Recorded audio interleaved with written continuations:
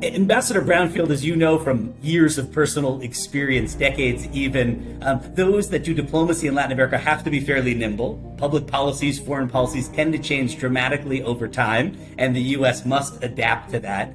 That, however, has not actually been the case in the U.S.-Colombia relationship, including on security matters, for quite a while. And I was wondering if you could maybe start our conversation by giving a little insight into that level of stability, how unusual it is, how important it has been, and then we'll get into how it might change and why we're not accustomed to having to be so versatile in how we relate to such an important partner in South America. I mean, Dr. G, I think your hypothesis is correct. The U.S.-Colombia relationship is, in fact, a very stable and a very secure and a very, I would say, serious and deep bilateral relationship. Now, it's always been a good relationship, I would say, through most of the 20th century. But what happened to put us in this particular position, I would argue, was Colombia reaching a point of crisis on three specific issues at the close of the last century. They were suffering from a security crisis to the extent that people in senior leadership positions in Washington were actually asking whether the FARC might win and whether the next government of Colombia might be a FARC government. There was a law enforcement crisis in which the argument was that Colombia was at risk of becoming a narco state, a country whose government was controlled or influenced by narcotics trafficking organizations. And finally, an economic crisis. In 1999, Colombia was entering its third consecutive year of recession and negative economic growth, something that had never happened in modern Colombian history. And at that time, I would suggest, as Colombia and its government reached out to the entire international community, asking for support, asking for help to address three, if you will, kind of sovereignty-threatening realities. One and only one nation stood up and marched to the plate. And I honestly believe that the Colombian people remember this to this day. Concept of Plan Colombia, the concept of first addressing the security threat, then the criminal threat, and then developing the economy to such an extent that Colombia today, instead of being a nation in crisis, is one of the leaders of all of Latin America and certainly all of South America.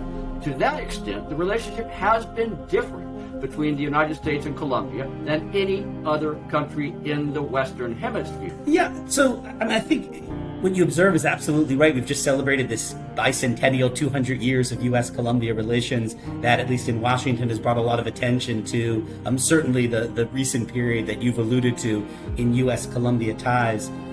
Right now, however, there does seem to be some reconsideration of the relationship in various aspects, including pillars of our ties. The Colombian Truth Commission's initial report has come out, and it has been critical in some regards of our security cooperation with Colombia. And most of all, the Colombians have just elected an individual who's reconsidering the free trade agreement between the United States and Colombia. Some of the core elements of the counter-narcotics strategy that was developed bilaterally and pursued with much success over time, but certainly without complete success.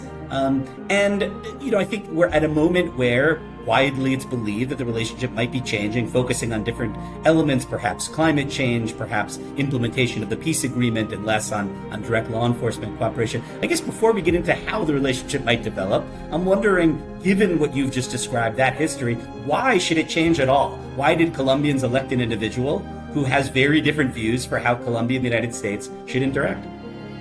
I mean, my simple 10-word answer to the question would be that the Colombian democracy has matured to such an extent that in the year 2022, for the first time in at least modern Colombian history, that in a free, open, democratic election, the Colombian people could elect a candidate of the left. We have not had to deal, by definition, we have not dealt with this situation before. In the U.S.-Colombia relationship, not only in recent years, but in my entire lifetime. And I have recently moved into my 8th decade. Thank you. That means I'm 70, by the way, not that I'm 80. And that goes back quite a ways when this sort of situation has not been an issue in the U.S.-Colombia relationship. I mean, at the end of the day, it's going to require, I think, some careful thinking by both sides, because I believe both governments, as they look to their vision. So as we consider the results, do believe and will continue to believe that it is in our national interest that we maintain this special bilateral relationship. Colombia is an extremely important country for the United States of America. And I would like to believe that for Colombia, the United States of America is a serious partner and counterpart. Results of an election that has occurred for the first time in 24 years, perhaps, not being focused on just security as the driver. The first election in 20 years in which people named Uribe or Santos have not been the drivers behind the electoral process and the campaigns. An election in which, instead of security, economic and social and even environmental issues have been driving the vote and the campaigns and the election rhetoric. This is all for the first time in the course of this century, and we're now in the 22nd year of this century. We're not just starting this century.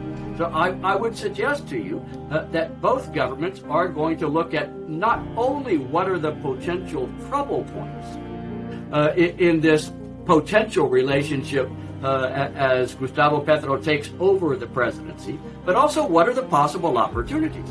What is it that an administration of Joe Biden, Democrat, who I believe would proudly identify himself as a center-left president of the United States by U.S. standards, where are the areas of opportunity as well as where are the issues that could be troublesome or problematic as we move into this bilateral relationship of President Petro and President Biden?